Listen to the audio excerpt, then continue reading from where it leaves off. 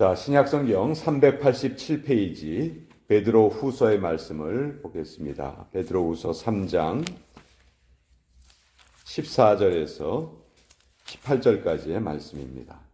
베드로 후서의 마지막 부분 3장 14절에서 18절까지의 말씀입니다. 신약성경 387페이지에 기록되어 있습니다. 우리 14절부터 같이 읽겠습니다. 시작. 그러므로 사랑하는 자들아 너희가 이것을 바라보나니 주 앞에서 점도 없고 흠도 없이 평강 가운데서 나타나기를 힘쓰라. 또 우리 주의 오래 참으심이 구원이 될 줄로 여기라. 우리가 사랑하는 형제 바울도 그 받은 지혜대로 너희에게 이같이 썼고 또 그 모든 편지에도 이런 일에 관하여 말하였으되 그 중에 알기 어려운 것이 더러 있으니 무식한 자들과 굳세지 못한 자들이 다른 성경과 같이 그것도 억지로 풀다가 스스로 멸망에 이르느니라. 그러므로 사랑하는 자들아 너희가 이것을 미리 알았은즉 무법한 자들의 미혹에 이끌려 너희가 굳센 데서 떨어질까 삼가라.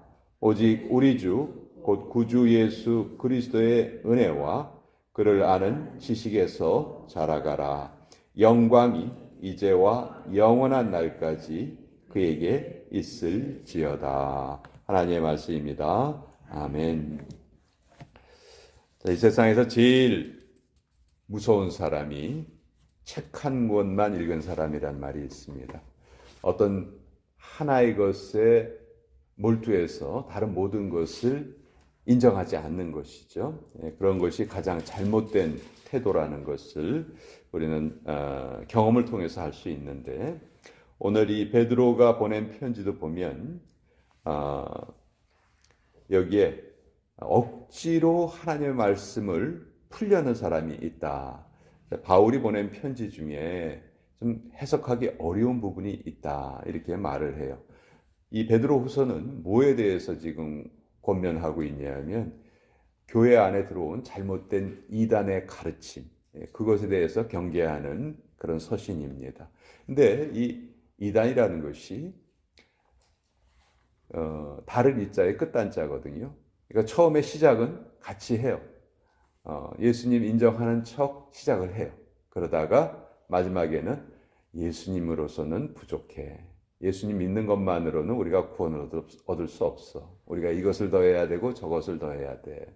예수님만큼 유명한 다른 사람을 우리가 섬길 줄 알아야 돼. 뭐 이런 식으로 끝이 다르게 되는 게 이단이거든요. 아주 교묘하게 그런 것이 교회 안에 들어와 있었어요. 그것 때문에 바울도 편지마다 그런 이단에 대해서 경계했고 거기에 대해서 주의할 것을 당부했습니다. 근데 바울의 그 서신이 우리가 이해하기 어려운 부분이 있다 하는 것을 베드로가 지금 인정을 하고 있어요.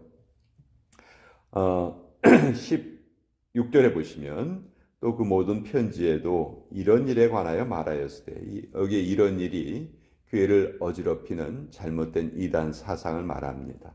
이런 것에 말하였으되 그 중에 알기 어려운 것이 더러 있으니 무식한 자들과 굳세지 못한 자들이 다른 성경과 같이 그것도 억지로 풀다가 스스로 멸망에 이르느니라, 이렇게 말하고 있죠. 자, 성경을 읽다 보면 우리가 참 이해하기 어려운 그런 표현들이 종종 나타납니다. 그것이 무엇일까? 아무리 뜻을 알려고 애를 써도 모르는 경우가 많이 있어요. 여러분, 성경은 하나님을 우리에게 알려주시죠. 근데 하나님에 대한 지식이 우리에게 기본적으로 주어져 있는 것이 아니고 성경을 통해서 차츰차츰 열려갑니다. 그래서 성경을 계시의 말씀이라고 말하죠. 계시란 말은 뚜껑을 열어준다, 그런 뜻이에요. 뚜껑이 닫혀있던 것을 열어주는 겁니다. 그러면 그 안에 뭐가 있는지를 알게 되는 것이죠. 그것이 이제 계시라는 뜻이에요. 그러니까 성경이 창세기부터 시작해가지고 하나님의 뜻을 조금씩 우리에게 열어주는 거예요. 그런데 어느 한 부분만 내가 그것을 붙잡고 마치 그것이 모든 것을 다 설명하는 것처럼, 모든 것을 다 해결하는 것처럼 그렇게 우리가 생각해서는 안 된다는 것이죠. 예수님이 이것에 대해서 잘 말씀하셨어요. 성경 전체가 나에 대해서 증거하는 것이다 말씀하셨죠. 그러니까 성경에서 풀어지는 모든 내용들이 결국은 무엇을 초점으로 하고 있냐면 예수님을 초점으로 하고 있다는 거예요. 근데 이 예수님을 놓쳐버리면, 예수님을 놓치고 그 문자의 뜻에만 집중을 한다든지 그 잘 풀리지 않는 그런 것에만 집중을 하다 보면 그것이 우리를 잘못된 길로 이끌 수 있다는 거예요. 성경에 보면 멜기세덱 이야기가 기록되어 있어요. 자, 이 멜기세덱이 어떤 존재인지 아무리 풀려고 해도 성경에 있는 정보가 너무 부족해요. 또 계시록에 보면 뭐 666이라든지 14만 4천 명이라든지 이런 숫자들이 나와요. 우리 호기심을 자극합니다. 이게 뭘까? 참 궁금해요. 그렇지만 성경을 해석하는 원칙은 성경의 다른 부분을 통해서 해석하는 거거든요. 성경의 다른 부분에 정보가 부족하다면 그걸 억지로 우리가 풀 수는 없다는 것이죠. 또 성경에 있는 내용도 그 내용이 다른 성경과 문맥상이나 내용면에서 일치를 해야 돼요. 사무엘상서 28장에 보면 사울 왕이 사무엘이 자기를 만나주지 않으니까 어떤 행동을 하냐면 신접한 여인을 찾아가요. 신접한 여인에게 뭘 부탁하냐면 사무엘의 영혼을 끌어내라 이렇게 부탁을 합니다. 그랬더니 실제로 성경의 기록에 보면 사무엘의 혼이 쭉 나타나가지고 사울 왕과 대화를 하는 장면이 나와요. 여러분, 이거를 문자 그대로 우리가 받아들이면은 이건 정말 성경의 다른 내용과 너무너무 배치가 돼요. 일치되지 않아요. 사람의 영은 한번 죽은 다음에 다시는 이 땅으로 돌아올 수가 없습니다. 그것이 성경이 가르치는 바인데, 그럼 여기서 사울이 본 환상이 무엇이냐? 많은 해석이 있는데 이 환상이 성경의 다른 내용과 일치하지 않기 때문에 이것은 마귀의 장난이다, 사탄의 속임수다, 이렇게 해석하는 것이 바른 해석이라는 것이죠. 만약 이것을 그렇게 받아들이지 않고 얼마든지 우리가 혼을 불러낼 수 있다. 사실 무당들이 하는 일이 그거잖아요. 혼을 불러내는 일을 무당들이 하잖아요. 그러면 무당의 존재를 인정하지 않을 수밖에 없는데 성경은 무당에 대해서는 계속해서 창세기부터 계시록까지 성경은 무당에 대해서 부인을 합니다. 그것은 잘못된 것이라고 가르쳐줘요. 그러니까 이런 성경의 가르침과 성경의 어떤 내용이 배치가 될 때가 있는데 그럴 때에는 우리는 성경 전체의 흐름을 따라야 한다.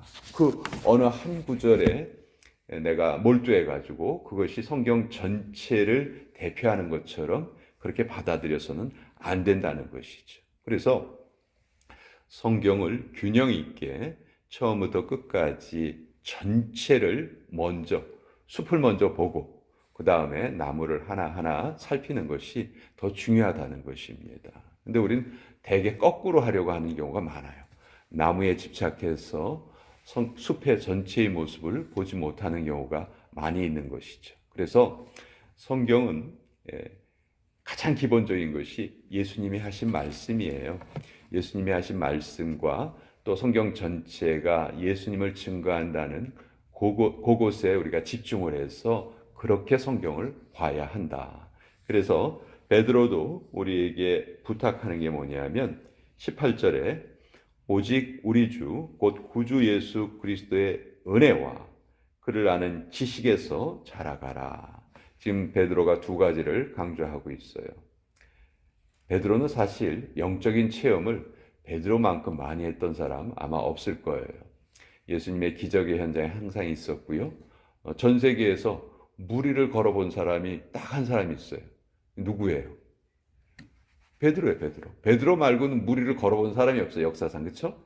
그만큼 체험을 많이 했던 사람이에요. 근데 베드로가 지금 뭘 강조하고 있냐면 그렇게 많은 체험을 했던 내가 지금 다른 성도들에게 부탁하는 것은 체험이 중요한 것이 아니고 예수님의 은혜와 그를 아는 지식이 중요하다. 은혜와 지식, 이 두 가지를 강조하고 있죠. 여러분, 은혜란 말은 받을 자격이 없는 사람에게 베풀어지는 사랑입니다. 이것이 은혜예요. 그렇죠? 그래서 우리가 항상 하나님의 은혜를 받았다. 그 말은 나는 그 사랑을 받을 자격이 없는데 하나님이 베풀어 주셨다. 그걸 우리가 고백하는 거거든요. 우리가 지금 이 시간에 이 자리에 있다는 것 자체가 정말 하나님의 은혜지요. 그래서 하나님의 은혜를 받은 사람에게는 항상 세 가지 마음이 있다고 해요. 첫째는 감사합니다. 감사가 있고요. 두 번째는 의지하는 마음. 오늘도 하나님 내가 의지하고 살아가겠습니다. 감사하고 의지하고 또 나머지 세 번째 것도 중요한데요. 기대하는 거예요. 기대. 하나님이 나의 삶을 더 좋은 방향으로 더 영적인 깊이 있는 곳으로 나를 이끌어 가실 것이다. 사실 우리의 앞날에 어떤 일이 일어날지 우리는 몰라요. 그렇죠? 그렇지만 우리가 하나님을 믿고 따르기 때문에 하나님이 가장 좋은 길로 우리를 이끌어 가실 것이다. 그런 기대하는 마음이 있잖아요.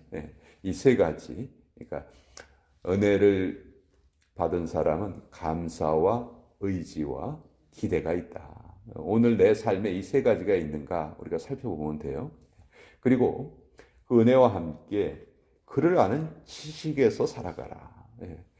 어떤 분이 이런 말을 했어요. 성경과 나의 거리는 나와 예수님과의 거리다. 그런 말을 했어요. 무슨 말이냐면 성경을 가까이 하지 않아. 접하지 않아. 근데 나 항상 예수님과 가까이 있습니다. 이렇게 말할 수 없다는 거예요. 그래서 우리가 하나님의 말씀을 가까이 하는 것이 정말 중요하다. 그래서 아까도 말씀드렸지만 성경의 단일 초점은 예수님이에요. 근데 예수님을 우리가 어떻게 아냐 하면요. 성경을 통해서 알아요. 근데 성경을 우리가 읽지를 않아요. 대부분의 성도들이. 그러면 어떻게 될까요? 성경을 읽지 않고 예수님을 알 수가 없는 것이죠. 그래서 늘 말씀을 가까이 하는 것이 우리에게는 꼭 필요하다. 아까 베드로가 체험을 많이 했다고 했습니다. 그렇지만 베드로가 정말 그 체험을 통해서 신앙생활을 견고하게 했는가? 가장 또 실패를 크게 했던 사람 중에 한 사람이 또 베드로죠. 그렇게 많은 은혜를 받았지만 실패도 했다는 거예요. 그러니까 베드로가 자기의 체험에만 의존해서 살아갔다면 이것은 내가 올바른 신앙생활이 아니구나. 그런 것을 깨닫고 이제 체험도 중요하지만 체험보다 더 중요한 것이 말씀이다 하는 것을 베드로가 지금 증거하고 있는 것이죠. 예수 그리스도의 은혜와 그를 아는 지식에서 자라가라. 이것이 베드로가 남긴 그런 우리에게 주시는 고백적인 말씀인데 결국 내가 신앙생활을 하면서 경험하는 모든 체험도 사실은 하나님의 말씀으로 뒷받침이 되어야 되는 거죠. 그래서 우리가 기도하기 전에도 하나님의 말씀을 읽고 또 내가 어떤 결정을 하기 전에도 하나님의 말씀을 읽고 왜? 그것이 모든 것의 기준이 되어야 하기 때문에 그래서 우리는 하나님의 말씀을 가까이 해야 한다. 억지로라도 하나님의 말씀을 계속해서 접하는 그런 훈련을 쌓아가야 된다. 결국은 그 훈련이 우리 삶의 방향을 결정지어 준다. 성경이 오늘도 우리에게 그렇게 말씀하고 계십니다. 자, 오늘 이 말씀 같이